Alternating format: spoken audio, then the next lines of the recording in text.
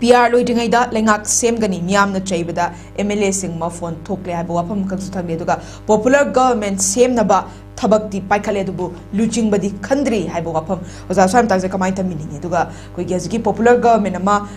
semnaba thorangdi loinama paikhale dubu leader di khandri haiba wafam gang so koi gi MLA ibom chana thamkiba sulai khrabani oza sam tangsida kamai taminingi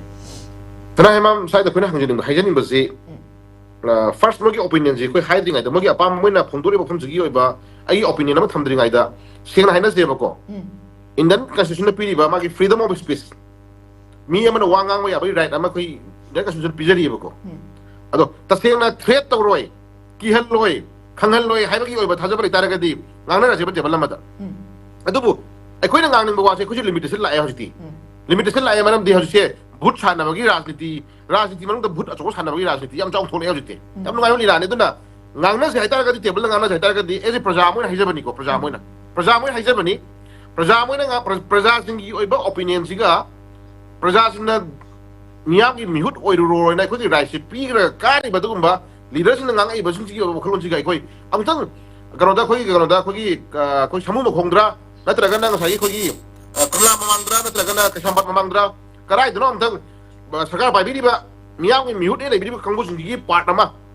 praja singi part nama khaidok piro horen sounding dana nung nang na su yori da ba mong ko tong sai hai ta ga su microphone am pin na ga koi fit sam tani sani lap na ga su ngang tang na ninge ba ko tang na ninge ba ko tong no kum se ba sai area tong no kum si hai ba yai ngang ba yai na sai area pa na ba tong no kum se ba ko koi nai jen ning si politically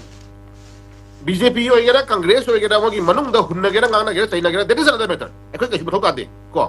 तो गुतबु हजिक लाइरिबा scenario सिदा हजिक लाइरिबा प्रजा की scenario Manipur की scenario सिदा हजिक लाइरिबा प्रजा की अवाब सिदा हजिक लाइरिबा मणिपुर की सिनेरियो सही अनि मखाइ हेलाबा सही अहुम भागद्रब लान सिदा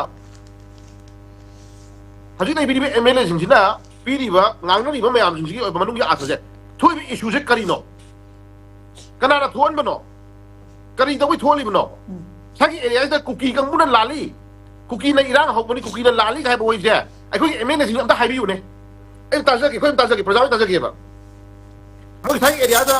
सागी खोइ तमोरा दे श्याम हेरो की तमोरा दे श्याम जी वेल एजुकेटेड नि को मा जे हानाय खोइ ब्रोकन अफिसर मो IPS सेनियर मोस्ट IPS मोइना मियाम की सेवा फन तविरा बा मियोइ नि खै कंजै दे दमना हजिक मियाम की बा अखोइ पॉलिटिक्स तंग तंग असि मियाम की सेवा तौरी को खोइ हाइजेनिंग इज दी अतोपदगी चंगलखिबा बीजेपी की लीडर खरना बीजेपी बु मांगन बने नजिमा हाइरे बको कोइ हाइजनिंग इसे अदो अतोपदगी चंगलखिबा बीजेपी की लीडर खरना बीजेपी मांगन बने हाइबसे कनानो बसंग युनि कनानो हे अमिताभ थंबिरनो हाइबको अमिताभ थंबिरनो बको अमिताभ थंबिरनो से बा सना हेमम बीजेपी दा चंगलखिबा बीजेपी की लीडर साबा खरना बीजेपी मांगन बने हाइबसे कनानो हु इज ही तुम बसिना साउ बसिना सखी तो बिजनेस संग पदगी बीजेपी मांगन बने हाइब ngमनि हागन गप्स लाइन हाइरो तारगे बखो तारगे कनानो देना मन मु कांग्रेस ना हाइदुसिना मु हा अतो पदगी सकपा को अतो पदगी सकपा कई कहनी कांग्रेस की लीडर खरना कांग्रेस मांगन बने हाइदुरि बडबा सुनने निको पॉइंट है बीजेपी दा ngasi बीजेपी फबोर फता बाइबसी माइ थबक ना ताका दवनी yes मागी मतम भेमतम येंग दव उर कदवनी बीजेपी फै नत्रन फते हाबसे मसी अय मन हारक यारो येबको ngasi प्रजा की मियाम ना ngasi ngangai ba हाइरे इबा लाउरै बा खोंगै मयाम जुंसे मसी कनाना पिबो खुदोल नो तो म चाउ वाना तिको हाइरिसे बीजेपी की मनुंग दा फत्तबा मी लेरे बीजेपी मांगन मी लेरे हाइ तारगदी बीजेपी नुसियो पाम खंबु खर थोपिरो लेट्स सी येंगसी कनबिरो मणिपुर कनबिरो इमाने बा कनबिरो प्रजा के औ उबिरो सना हेम नैनबम संग हाइ तारे प्रमाणिक अदो मोय मसेन की ओइबा पॉलिटिकल ड्रामा मोय मसेन की ओइबा राजनीति की हुंदो हुन तंगना बना मरम कांदा प्रजा दा चमरम हनबी गनो बको कांग्रेस फै फते हाबसु मियाम ना खंगी बीजेपी फै फते सु मियाम ना खंगी कांग्रेस ना पालिंगे मतमदा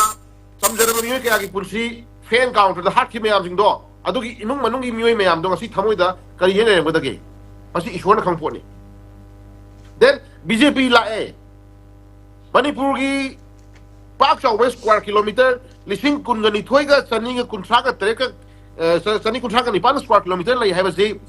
Manipur si kun hajin gi Manipur si India da merger to matam da India tin matam da ko India na tille hana tin matam da Manipur gi ning thau e biram ba mai te gi ning thau lote ko mai te gi ning thau lote ko hai gi Manipur gi ning thau we na lai biram mai ning thau ing da India da tille hana khuyak bi matam da madu maram chadana tawibani sai chade na no yam joi ko sanai mam adu tin hyomi kup tu dida Manipur gi pak chaw square kilometer lising kun gani thego chani kun thraga ni pan square kilometer ze sini boundary area sini Manipur gi pak chaw na sini suk chang ba sini suk chang ba pak kha da si awang si nongpok da si nong si na mayak seng ira pir ma bane ba so ado ngasi kuki terrorist illegal immigrant ba kuki terrorist kharana drug mafia khana ngasi tawri ba Manipur tawi jamela mayam sinje ngasi BJP gi MLA sinjina makhok pokna say for example Chusampur gi hana former DG oiramba LM Khawtiana Manipur gi lenga na war drug ki manung da kopi pambi si drug ki manung challi hana ngasi paktak na yan pa hora manung si har ko time si da ngasi Chusampur gi MLA obi ba du LM Khawtiana sana hema lei phajabagi thai hai ne bako ha adugumba hairku matamda aikogi MLA ngasagi BJP gi manungda BJP dai chongsilakpo ato party dai chongpo oigera chongtabo oigera BJP bu nungsiba yauri ba adugumba BJP gi damakta koi ngakta thang thamaju koi sila ga ga jani ba adugumba MLA jingduna adugumba MLA jingduna ngasi LM khongtina hairku homdo tawgano Manipur thugai na singa no ga hai boise ku thangki bu ubra ba koi yaw bra ba ku thangal pe yaw bra singa jindra more askono da jiri bamda central security forcing na terrorist ki thabak tawagi da mak hat ki moi mi tere batara do adu ki laman khumagi da mak tane na khoi angang ahum lupi ahum phara kanda kuki terrorist na thamoi thwai tamti na hat ki poto adu laman khumani na haiba ngami ba paulina hoki ki mathata BJP ki thamoi shema MLA amatana thola kanda paulina hoki ko khatagi ba yawra ba politically launa ba yawra ba politically haida ki yaw madu mama le ba usibagi dugumba khudam ba ekoi sai ga uduri ba yam pharambi ai Delhi gi ai tara gati khoi na sai da nei nabi yari si Delhi da panbi ri ba BJP le ngak tu di yam pharambi ai ba ko sana hema ai tara gati Delhi gi phariba Delhi BJP gi no sira gen khali ba dugumba ekoi mayang thwai kan ni landung kan lei MLA sing du di kai dawra ke bu masin nuwa ngang mangam jun tak pati moi kai dawra ga ko hang malai ba ko aikogi wa haibi wa hamnate aikogi angang ahum nupi ahum har matamda laman khumani haiba ngami badu kuma paulina hokki ma thakta moi ngasi kali challenge tawrage ba hangma yam lei kono suna hema aikoi argument to bonate congress numangai BJP chumai ko hangma lei ba center ki lusing magina ngasi Manipur lak matamda center ki lusing kana lakre congress ki ju kana lakre Rahul Gandhi masal lakre top the leader lakre BJP juga lakh rahe top the leader general secretary organization lakh rahe notice submit patra lakh rahe 7 times lakh rahe top leader mayam lakh rahe Manipur da aiko ye IDP sing khar convener kamin na ba amuk chalaga Chusampur ki IDP sing convener kamin na ba achu maran di kana thu pidi ge question hang jage asik Manipur thu issues di center lengak na khali si khulai paiba kuki terrorism ga drug ki makon khazaliba drug mafia ko ki singa illegal immigration du kai khoga nung sino kusok no yana ro khana ka nu chana le mi no hai bine ba masida ko ki MLA kai haiduri game masida ko ki MLA kai haiduri game mana torambani aina torambani mana hairam bani na moi masen sai ejas stars lor kanda ai koi prajasin awon ngahul lage habra ko hangring hangning baduni ko hai ise kana ko mai koi orong na bagi ra kana ko mai orong ngangge ba sadiko adagi amana pian boy dinga de ngak semani miyam na sai bada MLA singe ma phone thok le hai ibom sai duna ko MLA ibom sai hai ko lam lai yom do ma le sisum tham dam ko pian boy dinga de ngak semani miyam na sai bada MLA sing ma phone thok le taban wai tro ye snai mam Manipur da khundari ba mi la kunthra to ki manung da haji 21st century matam ni sahi ꯆꯥꯎꯈꯠꯄꯗ ꯈꯝ ꯊꯦꯡꯉ ꯃꯇꯝꯒꯤ ꯃꯇꯝꯅꯤ ꯍꯧꯖꯤꯛꯁꯦ ꯊꯥ ꯂꯩꯕꯥꯛꯇ ꯃꯤ ꯂꯩꯅ ꯃꯇꯝꯅꯤ ꯊꯥ ꯂꯩꯕꯥꯛ ꯃꯤ ꯀꯥꯟꯅꯔ ꯃꯇꯝꯅꯤ ꯆꯠꯊꯣꯛ ꯍꯥꯟꯅ ꯋꯥꯁ ꯑꯃꯨꯛ ꯆꯠꯄꯗ ꯍꯜꯂꯛꯀꯗ꯭ꯔꯥ ꯍꯜꯂꯛꯑꯣꯏꯗ꯭ꯔꯥ ꯄꯥꯅꯔꯝꯕꯗꯣ ꯍꯧꯖꯤꯛꯇꯤ ꯀꯩꯗꯧꯔꯦ ꯑꯃꯨꯛ ꯆꯠꯄ ꯑꯃꯨꯛ ꯍꯜꯂꯛꯄ ꯑꯃꯨꯛ ꯆꯠꯄ ꯑꯃꯨꯛ ꯍꯜꯂꯛꯄ ꯇꯧꯅꯕ ꯃꯇꯝ ꯑꯣꯏꯔꯕꯅꯤ ꯀꯣ ꯁꯤꯗꯩꯗ ꯑꯩꯈꯣꯏ ꯂꯝꯂꯥꯏꯒꯤ ꯏꯕꯣꯝꯆꯥꯁꯤꯅ ꯉꯁꯥꯏ ꯃꯃꯥꯡꯗ ꯍꯥꯏꯖꯈ꯭ꯔꯦꯀꯣ ꯃꯃꯥꯡꯗ ꯍꯥꯏꯖꯈ꯭ꯔꯦ ꯑꯩꯁꯦ ꯄ꯭ꯔꯖꯥ ꯑꯃ ꯑꯣꯏꯅ ꯍꯥꯏꯖꯕꯅꯤꯀꯣ ꯄ꯭ꯔꯖꯥ ꯑꯃ ꯑꯣꯏꯅ ꯍꯥꯏꯖꯕꯅꯤ ꯊ꯭ꯔꯦꯠ ꯇꯧꯅꯒꯨꯝꯁꯤ ꯀꯤꯍꯟ ꯈꯪꯍꯟꯕꯤꯔꯛꯀꯅꯣ ꯍꯥꯏꯇꯥꯔꯒꯗꯤ ꯑꯩꯈꯣꯏ ꯈꯔ ꯉꯥꯟꯅꯁꯦ ꯐꯖꯅ ꯉꯥꯟꯅꯁꯦꯗꯤ ꯉꯥꯟꯅꯁꯦꯕꯀꯣ ꯁꯅꯥ ꯍꯦꯃꯥꯝ ꯄꯤꯌꯥ ꯂꯣꯏꯗ꯭ꯔꯤꯉꯩꯗ ꯂꯩꯉꯥꯛ ꯑꯃ ꯁꯦꯝꯒꯅꯤ ꯍꯥꯏꯕꯁꯤꯗꯤ ꯁꯤꯗꯤ ꯆꯍꯤ ꯆꯍꯤ ꯆꯍꯤ 7-9ꯒꯤ ꯆꯍꯤ 5-6ꯒꯤ ꯑꯉꯥꯡ ꯄ꯭ꯔꯤ ꯅꯖꯔꯤ ꯇꯝꯕ ꯑꯉꯥꯡꯗ ꯑꯩꯈꯣꯏꯅ ꯋꯥꯔꯤ ꯐꯖꯅ ꯂꯤꯕꯤꯔꯀꯥꯟꯗꯅꯦ ꯁꯨꯃꯥꯏꯅ ꯇꯧꯏ ꯏꯕꯦꯝꯃ ꯏꯕꯨꯡꯉꯣ ꯁꯨꯃꯥꯏꯅ ꯇꯧꯏ ꯊꯥ 3 ꯑꯃ ꯄꯤꯌꯥ ꯊꯝꯃꯕ ꯑꯗꯨ ꯑꯅꯗꯔ ꯑꯃꯨꯛ ꯊꯥ 3 ꯑꯃꯨꯛ ꯊꯝꯖꯤꯜꯂꯕ ꯑꯗꯨꯒꯤ ꯃꯅꯨꯡꯁꯤꯗ ꯆꯍꯤꯁꯤꯃꯒꯤ ꯃꯅꯨꯡꯗ ꯀꯩꯒꯨꯝꯕ ꯁꯔꯀꯥꯔ ꯁꯦꯝꯕ ꯉꯝꯗꯕ ꯇꯥꯔꯒꯗꯤ ꯍꯥꯟꯅꯒꯤ MLAꯁꯤꯡꯁꯦ ꯗꯤꯖꯣꯜꯕ ꯇꯧꯒꯗꯧꯕꯅꯤ ꯍꯥꯏ ꯆꯦꯗ ꯌꯥꯎꯏ ꯑꯗꯨ ꯇꯥꯔꯒꯗꯤ ꯂꯩꯔꯤꯕ ꯁꯔꯀꯥꯔꯗꯨꯅ ꯀꯩꯒꯨꯝꯕ ꯁꯔꯀꯥꯔ ꯑꯗꯨꯝ ꯄꯥꯏꯅꯤꯡꯕ ꯇꯥꯔꯒꯗꯤ ꯆꯍꯤꯁꯤꯒꯤ ꯃꯅꯨꯡꯁꯤꯗ ꯁꯔꯀꯥꯔ ꯁꯦꯝꯒꯗ꯭ꯔꯥ ꯁꯦꯝꯃꯣꯏꯗ꯭ꯔꯥ ꯅꯣꯏ ꯋꯥꯈꯜꯗ ꯀꯔꯤ ꯂꯩꯒꯦ ꯍꯪꯕ ꯃꯇꯝꯗ ꯑꯗꯨꯝ ꯁꯦꯝꯒꯅꯤ ꯑꯗꯨꯗꯤ ꯃꯈꯥ ꯇꯥꯅ MLA ꯍꯥꯏꯕ ꯄꯣꯁꯇꯣ ꯗꯤꯖꯣꯜꯕ ꯇꯧꯗ꯭ꯔꯤꯉꯩ ꯃꯃꯥꯡꯗ ꯁꯔꯀꯥꯔ ꯑꯃ ꯁꯦꯝꯕ ꯍꯣꯠꯅꯔꯛꯀꯅꯤ ꯍꯥꯏꯕꯁꯦ ꯄ꯭ꯔꯤ ꯅꯖꯔꯤ ꯇꯝꯕ ꯑꯉꯥꯡꯗ ꯍꯥꯏꯔꯁꯨ ꯈꯪꯉꯛꯅꯦꯕ ꯁꯤꯗꯤ ꯀꯣ ꯑꯩꯈꯣꯏꯅ ꯍꯥꯏꯖꯅꯤꯡꯉꯤꯁꯦ प्रजा धप तौरनो प्रजा धप तौरनो टू मच हेले को पोलिटिकल नीति नियम कांग्रेस बीजेपी रूलिंग है ओपोजिशन कांग्रेस बीजेपी वाले कांग्रेस बीजेपी वाले सरकार पाई कंगू कंगू ओपोजिशन कंगू हंजनीसे अखोई तमो इबोमचासी as a senior leader respect तौजई तबू अखोई खितंग मियामगिसु खर येंगांगजनिंगेको प्रजासिंगसु खर येंगांगजनिंगे को मरमदी हनकी लाखदो फेब्रुवारी की 13 की ममांगदा को सरकार अब सेम हाइबसिदी गवर्नमेंट मथौनी सेमरो हारगना अदुना सुसेम सेमरो हारगना मोय मसेन मनुंगी मोय मसेन मनुंगदा नुसिनदा बा यानदा बा मोय मसेन मनुंगदा मसागी पुंथु थुगारि यारे खनमदुगुंबा लेनजरे ताकसेब पोने दुना को अदुना देन सरकार अब सेम न होना हाइबसिदी तोमरो के चावरो के होंगनो के सेंट्रल लीडरसिन खंगदो मोय याजरे हारबनिना मसागी लमन खुंबनि हारिबा पौलिना हॉकी हापाजु पाउलिलान हॉकी हापाजु कोई तमोई बोमसा दुम यादो माली फे खंजबदुको अदगी देन ड्रग लई फजबगी थाबनि हारिबा दुगुंबा लई फजबगी थाबनि हारिबा दुगुंबा ड्रग ने लईरिबा पॉपी दो लई फजबगी थाबनि हारिबा दुगुंबा एखोई एलएम खाउटिना हाइरपो हमदो अदुम एलएम खाउटि दो सीएम हेलो हारजु कोई तमोई बोमसा दुम यादो माली फे खनबदा को अदुना सागी एरियासिदा in the interest of the Manipur खुंदारी प्रजासिं खलकांदा ड्रग सगतपा टेरोरिस्ट थबक तरि कंगु सिंगी मथक्ता अखोइना यानिंग है मदुमदि मोजु हाइम चंग है पोतु थमजरिसिको अदुना तबई बोम जाना साइ हाइरिसि अखोइ लीडर दि खंद्री है माली मा हाइ लीडर दि खंद्री अमगी प्रेस दि याव माली को ओ साइड अतोप खोइ साने बक सु यावरे पॉपुलर गवर्नमेंट सेमलबा थबक्ति पैखले लुसिंग बदि खंद्री है को इबोम सा को सिनी कोन हाइजनिंग जे नुंगबु नुंसिनद्रसु तोंबो अगेरा चावबो अगेरा अखोइगी मनतगी यानबा मी अमा खिल्लगा लेगदो मतम ओइरबने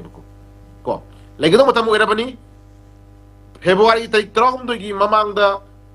पीआर मखाता सांगदा दि सरकार जॉब तौदनबगी ममांगदा सरकार अमा सेमन होनबगी हजिसु ऑलमोस्ट डिसेंबर नि जनवरी फेब्रुवारी 13 वाली जनवरी सु लेरिदना सि मतम खरदि कनो सना Hema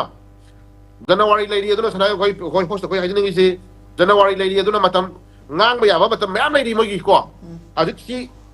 pia loidring ai da lengak sem gani miyam na sai bada ML sing ma phone tare hai jinga si December tare ani da hai bari dana hayang January yor kan am har khibi ari ko koi thu na sem ani koi thu na sem to ni ga har khibi ari ko adagi amu February tai tarong du ki mamang da mo har kni amu February tai tarong ni mamang amu har khibi ari ko January ko sem ngam draba December sem ngam draba January sem ngam draba February tai tarong ni mamang har khibi ai ko ai koi na khun thil la law bagi ha nang gi khogi kanonda airport चखिबदो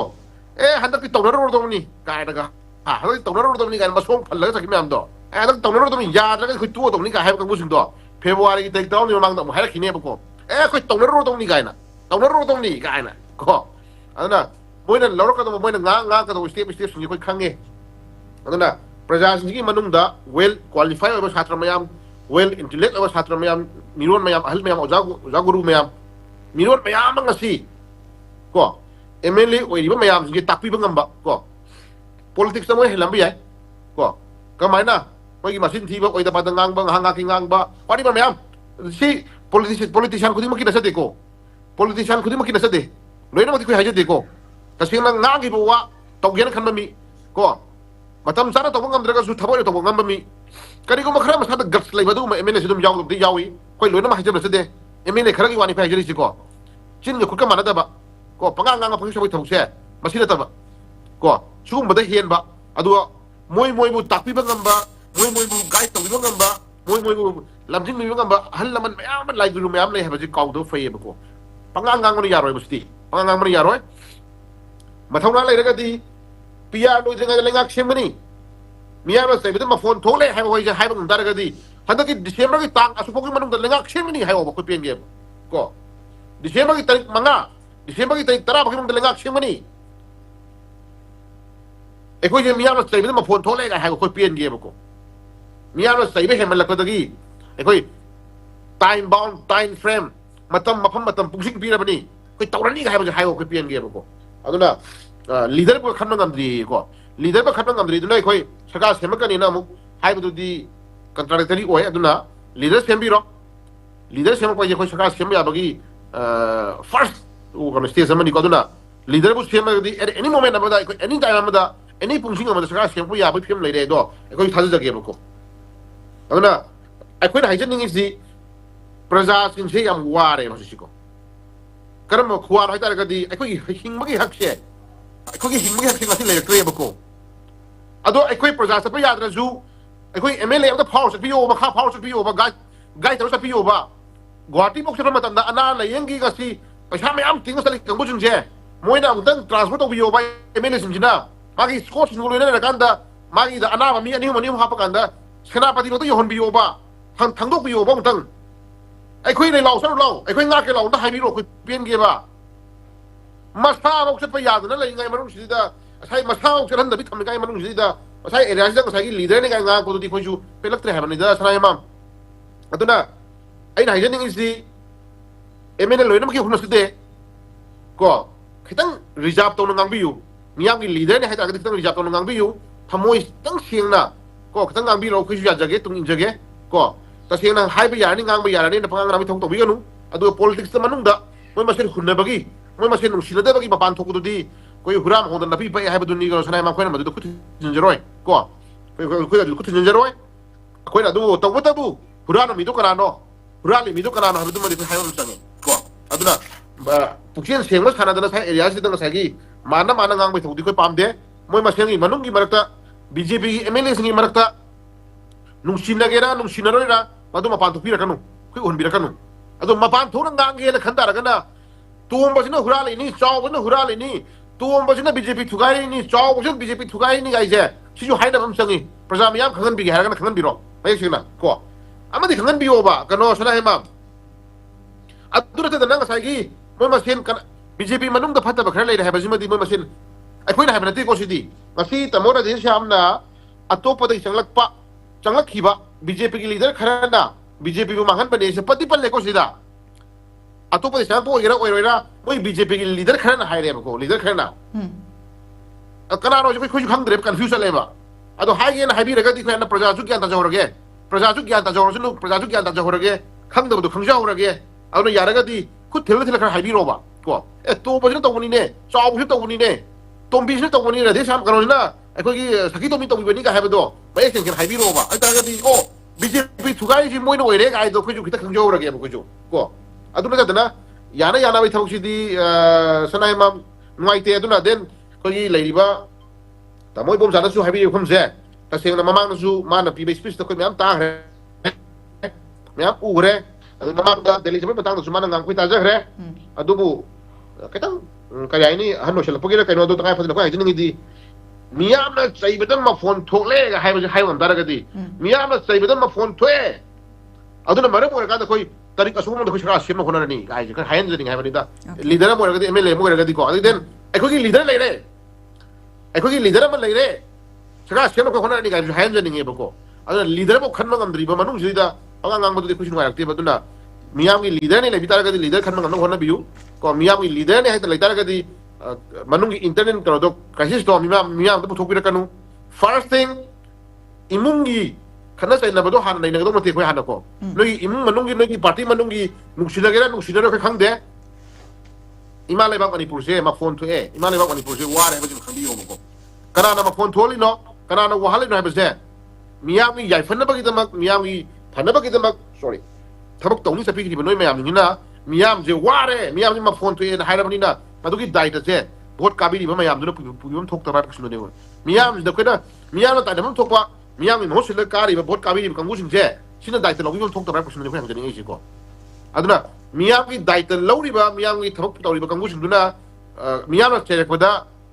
da war adi onsen lagang praja sauni hai ta ga di hayang sta ngai re ba ko election locking door 26 yok labani 27 February March the election tor pu yai kali tau gi da su yai election du hayang sta ngai re tau tau do na tuan body mani imagine ko hai ni yo de election do as per norms kuma tu na 27 ta re ha mani confirm mo re natra ala hayang si re ga tiam ka daw re nung CBU ga ina mo ha hajuti ma khau pu na MLA oi ra min power pa ra min ngang mi am da hayang si re ga tiam vote ki amu ha praja si manak tak la aga mu nung CBU ai koi sahi manga sida sahi taras dei dai na thok tok joi khama ka mu ngam ja hok dre handa ki sahi manga hok ki sahi manga sima di kuki ge MLA sing tai tabak se sahi ngam hok dre ang tak vote pi ka han bi ro ang tak ka han la ga na di ai ang tak sai jo ge ga na ka vote ni ba la khini ba ko sanai ma ngai ba ori se ko handa aju ji sahi ba dang hok dre sahi ba ngam ja hok dre ga khalak ko su yari ba ko aduna election ma ya da nam kai dawre praja nam khairam ba lakpa aduga amuk vote ka kham matung nam kai dawre praja wa ge wa roi tu nawa lau dinam chepa ko